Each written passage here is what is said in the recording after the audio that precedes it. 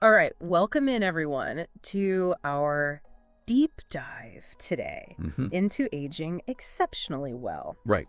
We're looking at this fascinating piece. Yes. It's inspired by, believe it or not, Buddhist teachings. Okay. And it explores 9 qualities that set apart like the top 1% of seniors. Interesting.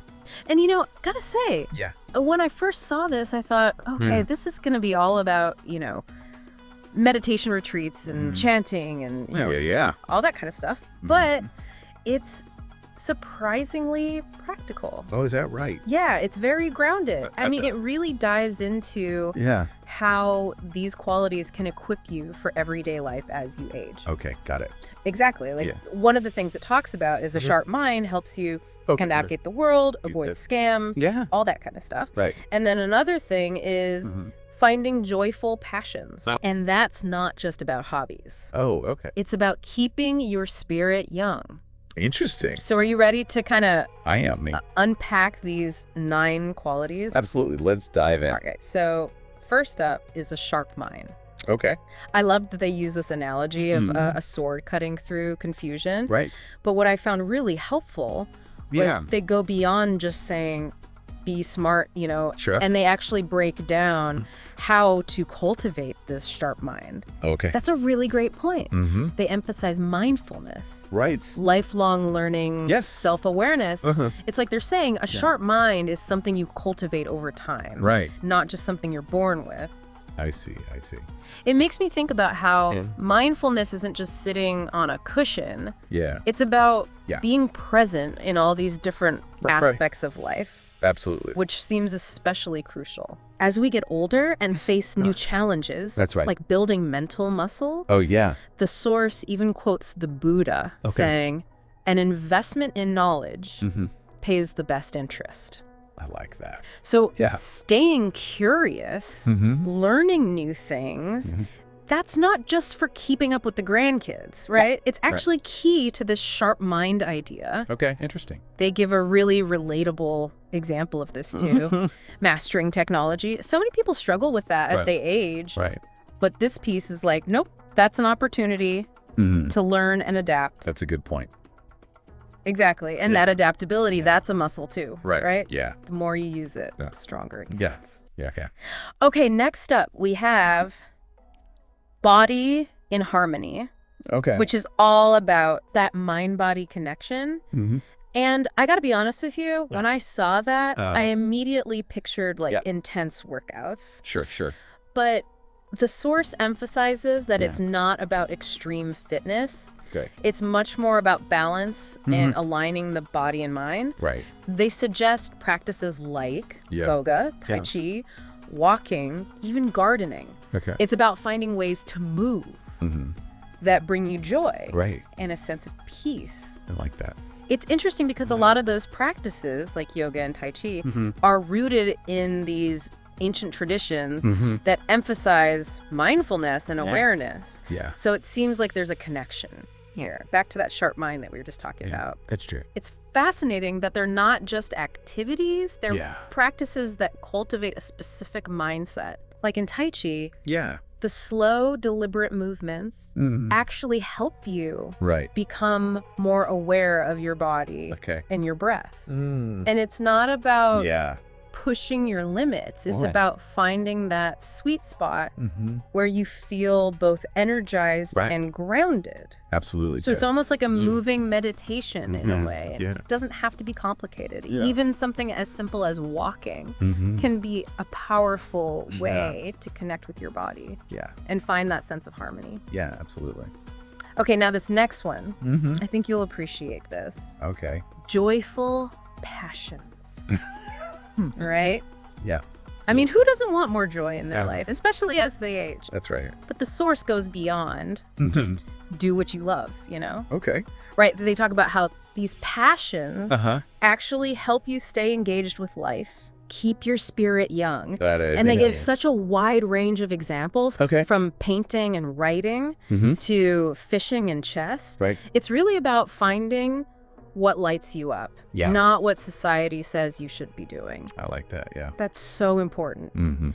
And, it's funny, they tie this back to Buddhist teachings on being present when you're engrossed in something you love. You're naturally in the moment. Yeah. Not dwelling on the past or worrying about the future. Absolutely, yeah. It's like time melts away and you're just completely absorbed in that activity. Makes sense. Okay, number 4 is lifelong learning and adaptability. Okay. Now, I'm all for learning new things, but as I get older, I find that I sometimes resist change. Sure. And this piece seems to be saying, that's got to change. They highlight that adaptability is essential in our rapidly changing world, especially as we age. Right. Think about technology. Things are constantly evolving. They are, yeah. But instead of seeing it as a burden, they're encouraging us to see it as an opportunity. Oh, I see. Like, imagine mastering a new app, a gadget. Yeah. That sense of accomplishment, the connection it gives you to the world, that's what they're getting at. I got it. It's about keeping that mental agility going. Right. Proving to yourself that you can still learn and grow no matter your age. That's a good point. And they tie this back to that Buddha quote about knowledge being the best investment. Right. So it's not just about keeping up with the times. It's about investing in your own mental well-being. That makes sense. Exactly. It's like a gift you give yourself. The gift of continuous growth and expansion. Right. All right. Let's talk about a topic that I think a lot of people get anxious about as they get older. Yeah. Financial independence and wisdom. Oh, yeah. Big one. It's a big one. But the source frames it in a way that I found really insightful.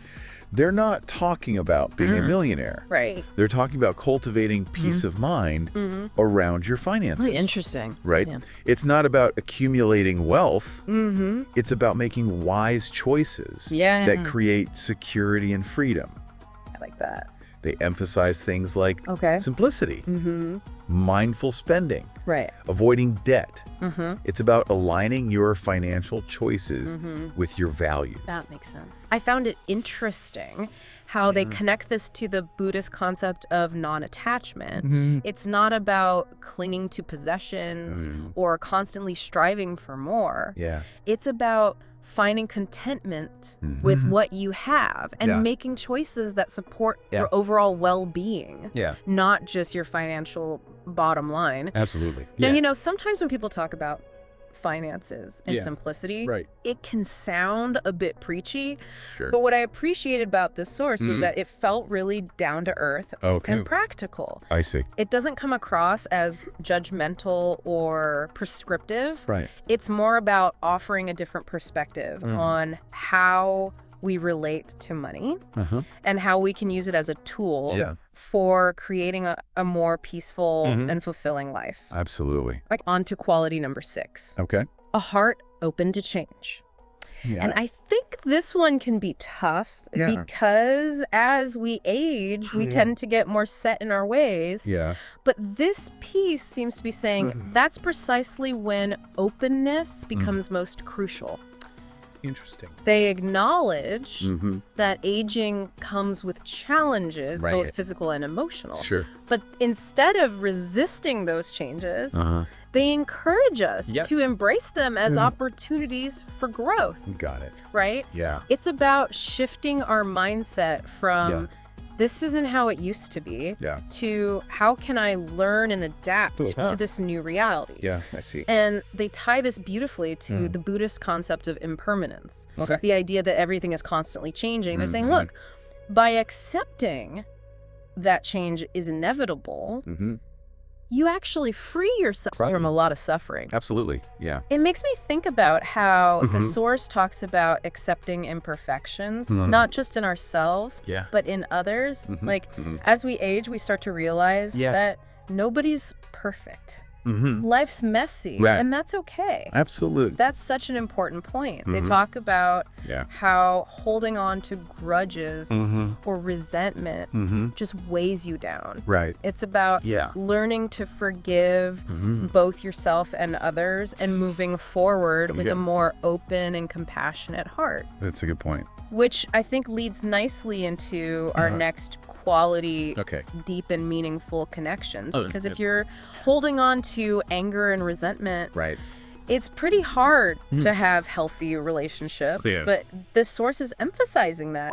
Those connections are essential for well-being, especially as we age. Yeah, I see. They highlight how vital it is to have a support system, a sense of community. Yeah. They even mention the Buddhist concept of Sangha, which refers to a spiritual community. Right. But it doesn't have to be specifically religious. Yeah. It's about having people in your life who you can connect with on a deeper level, who you can rely on, and who make you feel seen and understood. Absolutely. And the source gives some really tangible examples of how these seniors cultivate those connections. It's not just about having people in your life. It's about actively nurturing those relationships. I see. Right, they talked about weekly gatherings. Volunteering. Yeah. Even just sharing a cup of tea with a friend. It's about making an effort to connect with others on a regular basis. Absolutely. You know, it's funny, they talk about how these seniors prioritize face-to-face interactions, even in our hyper-connected digital age. They're making a conscious effort to put down the phones and connect with each other in person. Like that. It's like they understand that there's something special about that human connection.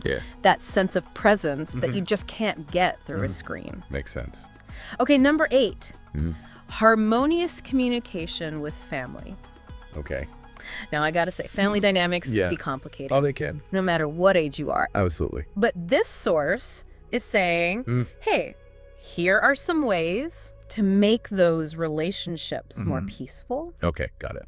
They focus on practical advice, like listening with empathy and choosing your words carefully. Yeah. And there's this great Buddha quote they share: better than 1,000 hollow words is one word that brings peace. I like that. It's a powerful reminder that sometimes less is more. Right. Especially when dealing with sensitive family matters. Absolutely. It's funny. I think back to some conversations I've had with my family where I wish I had followed that advice. Right. But it's never too late to learn. That's true. Right. Yeah. And this source gives some helpful tips on how to communicate more effectively. Even when things get heated. Sure. Right? They talk about focusing on understanding the other person's perspective. Okay. Even if you don't agree with it. Right. It's about finding ways to express yourself honestly and respectfully without resorting to blame or judgment. That makes sense. And that can be tough. It can be, yeah. Especially when you feel like you're right and the other person is wrong. Right. But it's about choosing to prioritize the relationship over being right. Absolutely. It's about remembering that family is precious, even with all its quirks and complexities, and it's worth putting in the effort to communicate in a way that fosters love and understanding. Absolutely. Okay, we've arrived at the final quality. Okay. Living with purpose and intent. All right. Now, you might think, oh, this is about finding your life's mission. Right. Right. But the source emphasizes that purpose doesn't have to be grand or extraordinary. Okay. Right? They're saying that purpose can be found in the everyday, in the simple acts of service and love that we offer to the world. I see, yeah. And they tie this beautifully to the idea of combating loneliness and feeling connected to something larger than yourself. Right. So it's not just about doing something you enjoy. It's about feeling like you're making a difference, even in a small way. Absolutely. They give examples like caring for a pet, nurturing a garden, mentoring a young person. Right. It's about finding something that gives you a sense of meaning and makes you feel like you're contributing to the world in a positive way. Right. That makes sense. It's interesting because they talk about how these seniors often find purpose in ways that directly benefit their community. Oh. It's like they're saying, look, I may be getting older, but I still have something valuable to offer. That's a good point. And that's so inspiring. It is, yeah. It's about recognizing that our later years can be just as fulfilling, if not more so, than our younger years. That's true. It's about shifting our perspective from what we're losing to what we can still contribute. Absolutely. So we've now covered all 9 qualities. Right. And I have to say, I'm feeling pretty inspired. But what's really cool is that they're not just for seniors. Oh, okay. Right. Yeah. Absolutely. They're qualities that anyone at any age can benefit from cultivating. It's like a roadmap for living a more fulfilling, meaningful life. Absolutely. It makes you wonder, how would our lives be different if we started incorporating these principles now, no matter what stage of life we're in? That's a good point. I think that's something worth pondering. It is. Wouldn't you say? I would, yeah. Yeah. Yeah, it really makes you think, you know what, if we started viewing aging not as like a decline, but as a continuation of this journey of growth and self-discovery. Totally. And this deep dive isn't just giving us a list. It's like offering a toolkit. You know, each of these qualities, they're practices. We can work on habits, we can build. Exactly. And like any skill, it takes time and effort. But what's exciting is it's never too late to start. You can begin incorporating these principles into your life at any age.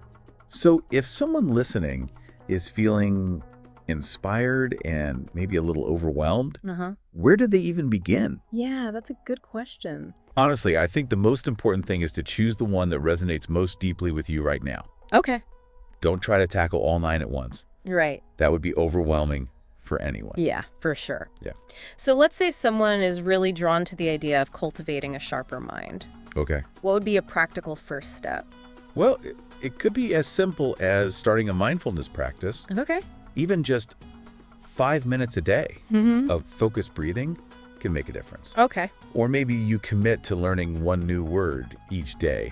Or finally take that online course you've been eyeing. I love that. Yeah. It's about finding those small, manageable ways to engage your mind and keep it active. Exactly. And the beauty of it is, as you start to experience the benefits, right, you'll naturally feel more motivated to keep going. Like building momentum, right? Exactly. Yeah. One small step leads to another, and before you know it, you're well on your way. Now for someone who's more drawn to the physical side of things, the body and harmony quality, right, maybe the first step is finding a gentle yoga class. Sure. Or exploring a new walking trail. Absolutely. Or even just committing to spending a few minutes each day stretching. Yeah. Or doing some simple exercises at home. Right. The key is to find movement that feels good for your body and brings you that sense of joy and peace. It's about tuning into what your body needs and responding with kindness and care, not punishment. And speaking of things that feel good, let's not forget about those joyful passions. Right. Sometimes in the business of life, we lose sight of the things that light us up. But this source reminds us that those passions are vital. They are, especially as we age. That's true. It's about rediscovering those activities that make you feel truly alive, whether it's painting, writing, dancing, gardening, or anything else that sparks your interest. Absolutely. And what I love about this is it's permission to be playful, to be curious, to explore new things without any pressure to achieve a specific outcome. Right. It's just about the pure enjoyment of the process. It's about tapping back into that childlike sense of wonder and excitement that we often lose touch with as we get older. And you know, the source even suggests that these joyful passions can help us stay connected to that sense of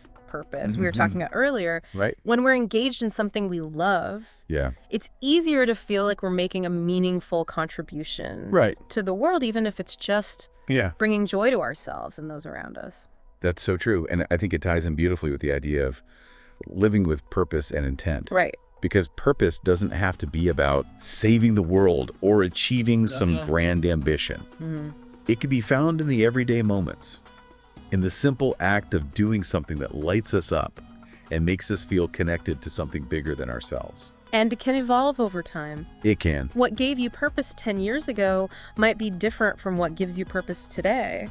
It's about being open to that evolution and trusting that you'll find your way. And that openness to change, I think that's a crucial element here, the heart open to change quality. Yeah. It's about embracing the reality that life is constantly evolving. And that resisting those changes only creates more suffering. It's about learning to ride the waves, so to speak. Exactly. Instead of getting caught in the undertow. Yeah. And the Source offers some really helpful advice on how to do that. Okay. They talk about the importance of practicing forgiveness, both of ourselves and others. That's such a powerful practice. It is. Because, let's be honest, we all make mistakes. We all have regrets. Right. But holding on to those negative feelings only weighs us down and prevents us from moving forward. And it keeps us from fully embracing the present moment. Right, because we're so caught up in the past. Exactly. But when we learn to forgive, we free ourselves to experience life with more joy and lightness. And it opens the door to deeper and more meaningful connections with others. It does. Because when we're holding on to anger and resentment, it's hard to be truly present and open in our relationships. That's a great point. It makes me think about how the Source emphasizes the importance of deep and meaningful connections, particularly as we age. It's like you're saying, look, life is better when you have people to share it with. It's about recognizing that we're social creatures, that we thrive on connection and belonging. Exactly. And it's not just about having a lot of friends. It's about having a few deep, meaningful relationships that bring us joy and support. Absolutely. And they highlight how vital it is to cultivate those connections intentionally. It's not something that just happens passively. It takes effort. It takes time. It takes showing up for the people who matter most. Absolutely. And sometimes it takes having those difficult conversations. Right. Which brings us to the harmonious communication with family quality. Because let's be real, family relationships can be challenging. They can be the most rewarding relationships. They can. But also the most complex. Absolutely. And the Source acknowledges that. But they also offer some practical guidance on how to navigate those complexities in a way that fosters harmony and understanding. They talk about the importance of listening with empathy, choosing your words carefully, and seeking to understand the other person's perspective, even when you disagree. And that can be tough. It can. Especially when emotions run high. Sure. But what I love about this Source is they approach it with a sense of compassion and understanding. They're not saying, here's how to be perfect in your communication. They're saying, here are some tools that can help you create more peaceful and loving relationships with the people who matter most. It's about recognizing that we're all human. That we all make mistakes. And that we all have the capacity to learn and grow in our communication with others. And I think that's ultimately what this whole deep dive is about, isn't it? It's about embracing this journey of lifelong learning and growth, no matter what age we are. And it's about recognizing that aging isn't an end, it's a beginning. It's a new chapter filled with opportunities for exploration, connection, and joy. It's about shifting our perspective from what we're losing to what we're gaining. Absolutely. And I think that's a really powerful message. I agree. You know, it's interesting how this piece reframes what success even means. It's not about like the corner office or the fancy car. It's about cultivating these inner qualities. It challenges those conventional ideas of success and replaces them with something much richer and more fulfilling. It's about living a life that's aligned with your values, finding joy in the everyday, and making a positive impact on the world around you. I think that's a message that resonates deeply, no matter what stage of life you're in. But it seems particularly relevant as we age, because it offers a way to navigate those transitions with a sense of purpose and hope. Absolutely. It's about recognizing that aging isn't a decline. It's an evolution. And these 9 qualities offer a framework for approaching that evolution with intention and grace. So as we wrap up our deep dive into these 9 qualities, is there one that you find yourself coming back to? You know, they're all so interconnected. It's hard to choose just one. But I keep coming back to the idea of living with purpose and intent. Because I think when you have that sense of purpose, that North Star guiding you, right, it makes all the other qualities easier to cultivate. That makes sense. It's like purpose fuels the fire. Exactly, yeah. It gives you the motivation to keep learning, right, to stay connected, to embrace change. It doesn't have to be this grand, world-changing purpose. It doesn't know. It can be found in the smallest acts of kindness, in the simple things that bring you joy and make you feel like you're making a difference. It's about recognizing that you have something unique to offer the world, regardless of your age or your circumstances. And that's a really empowering message. So for someone listening who's feeling inspired by these 9 qualities, but maybe a little unsure of how to start incorporating them into their life, I'd say start small. Okay. Choose one quality that resonates most deeply with you right now and focus on that. Yeah. Don't try to do everything at once. Right. That's a recipe for overwhelm. It's like those small, consistent steps that create lasting change. Exactly, yeah. Right. It's about building those habits gradually, one day at a time. And be patient with yourself. It's a journey, not a destination. Right. There will be days when you feel like you're making great progress and days when you feel like you're taking 2 steps back. But that's all part of the process. It's about embracing the journey with all of its ups and downs and celebrating the small victories along the way. And remember, you don't have to do it alone. Oh, that's so important. Reach out to friends, family, or even a therapist for support. Share your goals with others. Find people who inspire you and create a community of support around yourself. That's such a great reminder. It is. We're not meant to go through life alone. And having that support system can make all the difference. Yeah, it really can. And who knows, maybe by embracing these qualities yourself, you'll inspire others to do the same. It's like creating a ripple effect of positivity that spreads outwards. So as we bring this deep dive to a close, I want to thank you.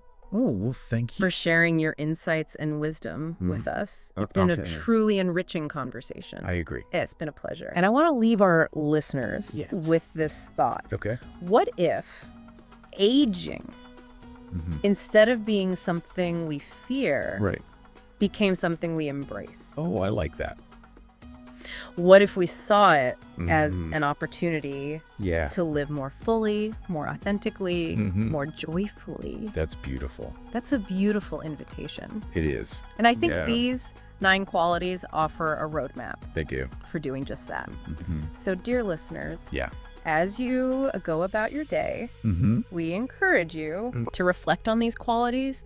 Which ones resonate most deeply with you? What small steps can you take today to start cultivating these qualities in your own life? Absolutely. Remember, it's never too late to start living a more fulfilling and meaningful life. I agree. Thanks for joining us on this deep dive.